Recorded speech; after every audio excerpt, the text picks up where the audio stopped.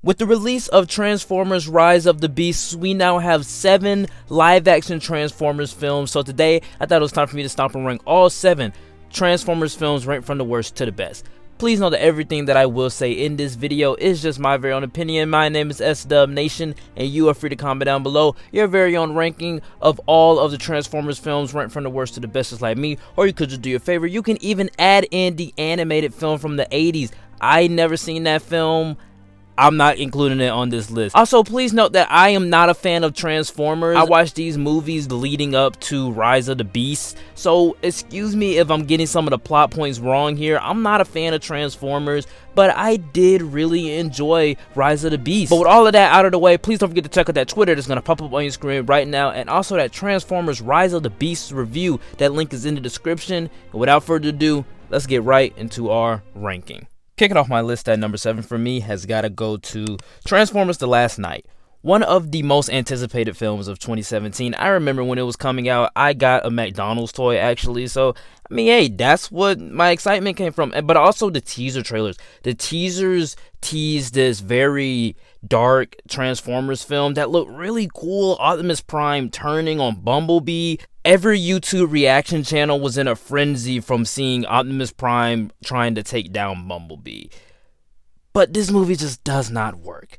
The problem here is that we have so much story and plot lines that all could work as a singular film, but it feels like every single plot here is like battling for the spotlight to create one of the most convoluted and confusing Transformers projects. I mean, we have King Arthur, we have Cybertron coming to Earth, we have Earth being Unicron, we have Optimus Prime turning on the Autobots, Optimus Prime trying to find his creator. All of these things could work, but they just don't work mashed together. Time has proven again and again and again that multiple plot lines without a vision for these plot lines just do not work. Speaking of vision, I don't know what Michael Bay was going for, but every time when I was watching the movie, the aspect ratio kept changing from IMAX to like regular, and it just, for me, it just didn't work. I guess a couple positives here is that Mark Wahlberg is still pretty cool in the role, in my opinion. I think he's a lot better here than he was inside of Age of Extinction. And also the CGI is pretty great. And the lore of King Arthur was pretty cool as well. Like on a superficial level, this movie looks better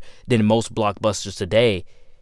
Just everything else sucks. I mean, they had an interesting idea here with Optimus Prime turning and being evil, and I thought all of that worked, and actually that could have been a nice little connection to Age of Extinction. Yes, in Age of Extinction, he has lost his hope for humans a little bit more, so I kind of guess that progressive turn would have made sense here if the script was about that. Instead, Optimus Prime is in the movie for at least 4 minutes. He shows up trying to meet his quote-unquote creator. He turns evil. He's not in the movie for a whole hour. We're dealing with Mark Wahlberg and his love interest, well, his new love interest. We see Optimus Prime threaten a couple people, almost kill BumbleBee, and then he does a speech at the end of the film. Again, this interesting idea of Optimus turning was just bogged down by atrocious and incompetent writing. At number 6 is Revenge of the Fallen. For the first hour of this film, I thought it was really great, even better than the first film. The plot had kicked in quickly, and it felt like we were returning to where we left off, but also characters moving on. Sam goes to college until he's experiencing some side effects to probably what he was exposed to in the first film, and then that just kicks the plot into high gear. You have a lot of fun hijinks in the first hour, but also you have an epic fight scene with Optimus Prime. We even established the lore of the Primes and the Fallen and everything surrounding Optimus and Megatron with his master, essentially, the Fallen. But once Optimus Prime dies, the movie is complete shit. I mean, we have terrible pacing, a boring story, and a whole lot of exposition in the last hour of the film. In fact, there's so much juvenile humor, and just some of the worst of Michael Bay just comes out on screen in this film. Again, the CGI is great, just like all of the other Transformers films, but you just have a mix of bad pacing, shallow characters, boring stories, and also racist characters. John Campea said it better himself. They literally have 2 Transformers characters that are described as 2 hood niggas. And I don't usually get offended by things, like, at all. I'm not offended by any racism, any sexism. Like, I don't get offended by a lot of things. That right there was offensive. Those two characters there were offensive. You had me in the first half, Revenge of the Fallen, but now I see why everybody hates you. Kicking off my top 5 list for me has got to go to The Dark of the Moon. Dark of the Moon is a huge step up from Revenge of the Fallen and The Last Night. I mean, huge step up. In fact, when I first turned on this movie, my friend even told me Dark of the Moon was kind of mid. I was like, dude, if this movie is even 1% better than Revenge of the Fallen, it's incredible in my book. Like, I was really deceived and disappointed by Revenge of the Fallen, but I should have expected, because I heard all about these two hood niggas inside of Revenge of the Fallen, and I still was allowed to be duped because that first hour was just so good to me, in my opinion.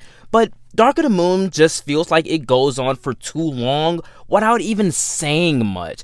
And countless times I was watching this movie, in particular the finale, where I'm like, why is this movie still going on, and why do I still have 20 minutes left, and Optimus Prime has not done anything? It's just noise, and it's going on for so long.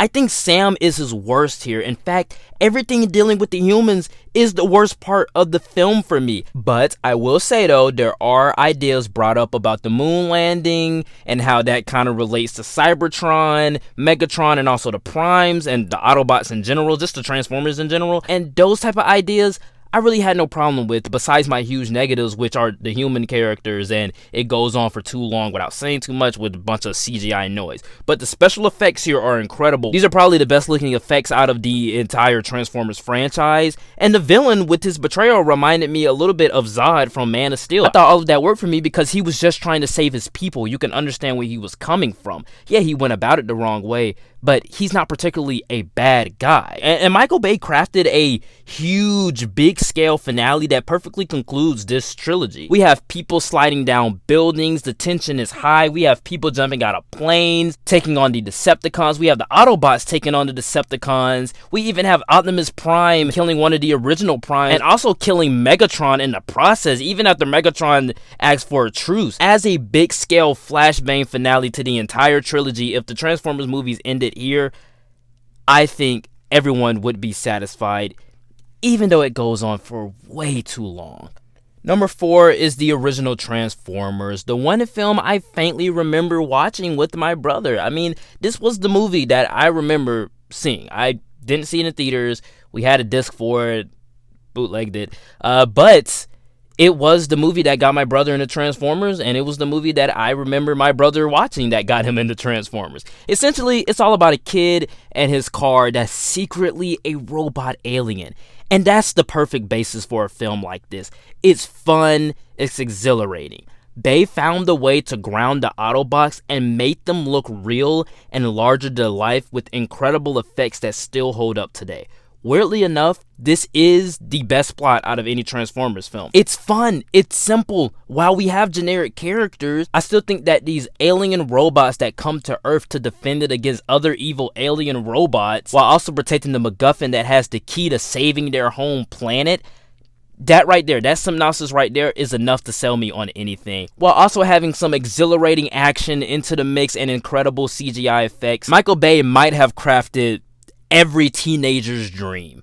Kicking off my top 3 list for me has got to go to Transformers Age of Extinction. Probably the most accessible Transformers film, just like how Rocky 4 is the most accessible Rocky film, because, I mean, it's the most basic. It's not best by plot, it's not best by anything else, it's just the most basic that people can easily tap in and watch. Now, I know it's not well liked. In fact, it's what everyone hates. This is at the bottom of almost everybody's list. But for someone who wasn't a fan of the Transformers franchise, this is the movie that made me go, now I'm excited for Revenge of the Beast. The central story of the Transformers being hunted down 5 years after the Battle of Chicago actually worked for me. It felt very X-Men Days of Future Past like, with the whole government hunting Transformers and then dissecting them, using them for parts, but also trying to build their own Transformer. And from them doing that, they eventually create Lockdown, which is one of the best villains ever. And they eventually create these nano Transformers. Come on, tell me that doesn't sound exactly like X-Men Days of Future Past with the Sentinels arc. I think when we're focusing on the story of the Transformers being hunted, I think all of that worked, but also it plays nicely with the whole idea of Optimus Prime losing hope in Earth and humanity. And come on, Lockdown was really great. I mean, a really great villain that gave the Autobots a run for their money. But I still think that the villain inside of Rise of the Beast is still the best villain of the franchise. And also throughout the entire movie, it was just action on action on action. It was just a lot of cool action scenes that Michael Bay is known for. Explosions with fireworks. And we also have a new team that has a little bit more personality than the old team, in my opinion. And we also have Dinobots. I mean, that's pretty cool. Optimus Prime rides a robot alien T-Rex with a Excalibur sword in his hand. That's cool to me. But ultimately, at the end of the day, Age of Extinction is not a great movie. It's not even a good movie. It's a pretty bad movie. They marketed this movie as Optimus Prime riding a T-Rex with a sword. That would get anybody in seats. That's why it made $1 billion. The Dinobots didn't show up until the last 20 minutes of the movie. In fact, they didn't even do much. Another thing, I don't know what Michael Bay's weird obsession is with underage relationships, but they literally had to write an excuse inside of the movie to explain why Mark Wahlberg's character, Cade's underage daughter, is dating someone in his 20s. When really, they didn't have to make that. They didn't have to make that a plot point. The guy in the 20s could have been the same age as her. She still could have had a boyfriend that was her age. And also, really, Megatron is back? Yeah, every movie he gets destroyed. Even in Dark of the Moon, Optimus Prime decapitated this guy. And he's just back. He's back. He's taking over Lockdown. He's back. Look, I can understand if the government scrapped up all the pieces of Megatron and they were experimenting on him and then they just didn't realize that he was controlling them all along. That's fine. I've seen stories like that. Or I think they actually did that in the movie. Look, I'm getting my plot points mixed up because, unfortunately, just like Revenge of the Fallen, this is kind of like the worst of Bay. We get to see more of the Autobots, we have more action, and also Optimus Prime is just a beast inside of this film. While I was engaged, this just felt like visual noise for 2 hours and 45 minutes. It felt like one of the dumbest movies I've ever seen, and I think that's fine. My runner-up at number 2 for me has got to go to Rise of the Beast, this newest installment to the Transformers franchise. It's a sequel to BumbleBee and also kind of like a reboot for the entire franchise. I thought all of that was pretty great. It's a really great film. I had fun with it. They found a way to mix the explosive action of the Bay films with the heart and charming nature of BumbleBee. The Autobots and Maximals seem to have more personality, thus you can relate to them a whole lot better. Anthony Ramos, he was the star of my favorite film of 2021, In the Heights, and that's what really got me a little bit more intrigued by this movie, that they casted him in it, and he was just great. They found a way to write his character in a way that it made sense why he was central to the plot. I do have a few negatives here. I mean, Pete Davidson as Mirage. There's nothing entirely wrong with the character. It's just that when I look at Mirage, I see Pete Davidson. I hear Pete Davidson, and it becomes a little bit distracting at times and kind of annoying at times as well. And also, it feels like this film is trying to battle between what type of Transformers film it wants to be. It wants to have more of the action, but also try to connect itself to the Bay films in action terms.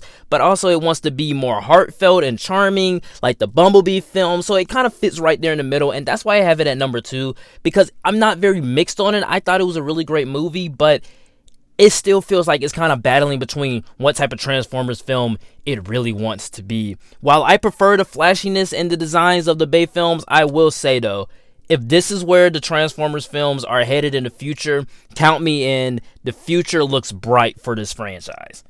But coming in at my number 1 for me has got to go to Bumblebee. Yes, it's generic to have this at number 1, okay? When I got done watching Bumblebee for the first time a couple weeks ago, I didn't say that I loved it. In fact, I don't love it. I don't love Bumblebee. I don't think that it's amazing, it's fantastic, but I do think that this movie is really great. Well, yes, there are some things that Bay did a whole lot better, like a whole lot better. But where he did great, superficially, Bumblebee does better in story and character. Finally, we're not bogged down by shallow characters, and we're given a more personal story that's charming and has a whole lot of heart. These two characters, Charlie and B, they need each other in this time. I love the fact that it's relating back to the first Transformers film, where it's a story about a girl in her car that's secretly an alien robot. But at this time, it's not the blockbuster Universal amusement park ride that the first Transformers is. And I love that about that film. It's more personal and it's more smaller scaled. And I think that's what the franchise needed, to dial it back a bit from all the craziness, especially because the film before this was The Last Knight. Bumblebee brings the sense of fun and wonder back to the Transformers franchise that was missing ever since, I would say, the first film. This is why Bumblebee has to come in at number 1. Alright guys, that is it for the ranking. Please note that everything that I did say in this video was just my very own opinion. My list was certainly not the right list. It was just my list, and you are free to comment down below your very own ranking of all 7 live-action Transformers films, ranked from the worst to the best, just like me. Or you could just do your favorite. Like I said before, you could even add in the animated film from the 80s, even though I didn't include it on my list. Also, please don't forget to check out that Twitter that's going to pop up on your screen right now, and also that Transformers Rise of the Beast movie review. That link is in the description as well. With that being said, guys, like, comment, and subscribe once again, and I will see you all next time. Peace.